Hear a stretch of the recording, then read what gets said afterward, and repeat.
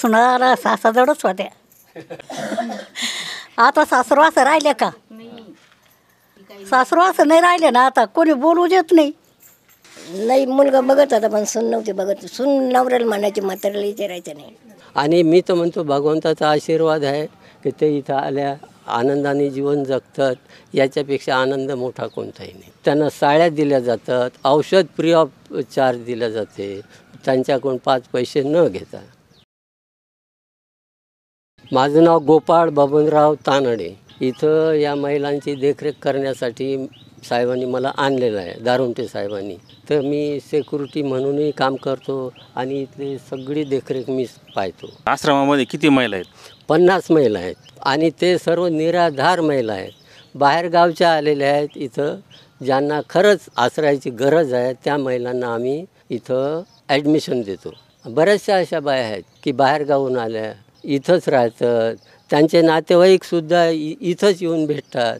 त्यांचं सर्वस्व या आश्रमातच आहे. आम्ही त्यांची पुरेपूर चौकशी करतो की बा तुम्ही खरंच निराधार आहेत, यांना आश्रयाची गरज आहे. आणि आम्ही त्यांचं फक्त आधार कार्ड, फोटो, मोबाईल नंबर हे सर्व घेऊन त्यांना इथं देतो. इथं सर्व सोय आहे, खाण्यापिण्यापासून जेवणापासून. गरम पाणी, थंड पाणी, सगळी जारचं आम्ही पाणी वापरतो प्यायला. स्वयंपाकालासुद्धा जारचंच पाणी वापरतो. आणि फ्री. या संस्थेचा जो मालक आहे त्या मालकाची अशीच इच्छा आहे की जे निराधार महिला आहेत त्यांनी इथं उरलेलं आयुष्य आनंदात जगावं, हेच त्यांची पूर्णपणे इच्छा आहे. आणि मी पण स्वतः त्यांची एवढी काळजी घेतो. इथं डॉक्टर येतात, डॉक्टरचं शिबिर होते, त्यांना साड्या दिल्या जातात, औषध फ्री ऑफ चार्ज दिलं जाते, त्यांच्याकडून 5 पैसे न घेता सर्व आम्ही करतो. आणि मी तर म्हणतो भगवंताचा आशीर्वाद आहे की ते इथं आल्या आनंदाने जीवन जगतात. याच्यापेक्षा आनंद मोठा कोणताही नाही. आणि मी तर म्हणतो जे साहेबांनी, आमच्या दारुंटे साहेबांनी जो हा आश्रम सुरू केला, त्यांना ह्या महिला पूर्णपूर असं आनंद देतील. आणि हे पुण्याचं काम आहे. दारुंटे साहेब आमचं पुण्याचं काम करतात. मित्रांनो, आपण काही इथल्या ज्या ज्येष्ठ महिला आहेत त्यांच्यासोबत सुद्धा चर्चा करण्याचा प्रयत्न करू. तुम्हाला काय मूलबाळ वगैरे? काहीच नाही होय, घरात कोण नाही, मी एकलीच इडच राहते. तुम्ही कधीपासून इथे आल्यात? 12 महिने झाले. त्याच्यापूर्वी कुठे होते तुम्ही? गावाकडेच होते? गावाकडे होते. 3 मुलं होते, 2 वारले, एक आहे.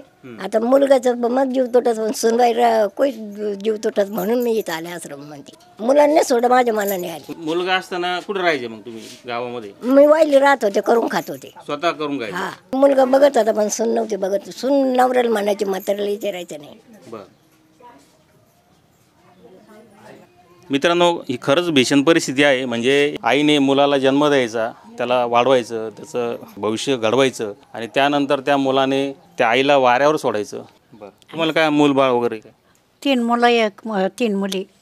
तुम्ही तिथे काय राहत नाही मुलांकडे? आता नाही राहत, नाही जमत. लोक लावायचे पण सुना. तुम्ही असं काही त्यांना काही टोकत होते का, बाई हे करू नको, ते करू नको, असं काही सासूरवास म्हणतो ना आपण? काहीच नाही, काहीच नाही. सासरवास नाही, काही नाही. सुनाला सासाजवळच होत्या. आता सासरू असं राहिले का? सासरू असं नाही राहिले ना, आता कोणी बोलू देत नाही.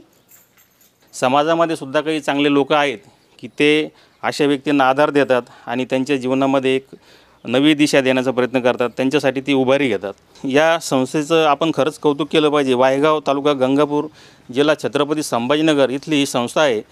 आपला व्हिडिओ जे बघतायत त्यांनी फक्त एकच छोटीशी गोष्ट डोळ्यासमोर ठेवावी. आपल्या हातामध्ये किंवा आपण त्याच्यासोबत खेळतो आहे, आपला मुलगा किंवा मुलगी असेल, आपण किती जीव लावतो त्याला, किती लाड करतो, त्याला काय नको काय नाही हे सगळं करत असतात. आपल्या आईवडिलांनीसुद्धा हेच केलं ना आपल्यासाठी.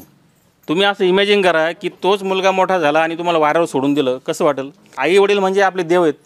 त्यांनी तुम्हाला जन्म दिला, त्यांनी तुम्हाला सृष्टी दाखवली, तुम्हाला मोठं केलं आणि त्याचमुळे तुम्ही आज जग बघताय. तुम्ही आज कोणी असा मोठ्या गाडीमध्ये फिरत असाल, बंगल्यामध्ये राहत असाल आणि आयुष्यामध्ये सगळ्या गोष्टी आपल्याला मिळवता येतात. ते गाडी मिळते, मित्र मिळतात, परंतु आई वडील एकदाच मिळत असतात. त्यांची काळजी घ्यायला पाहिजे. तर मित्रांनो, थांबूया तिथे. धन्यवाद.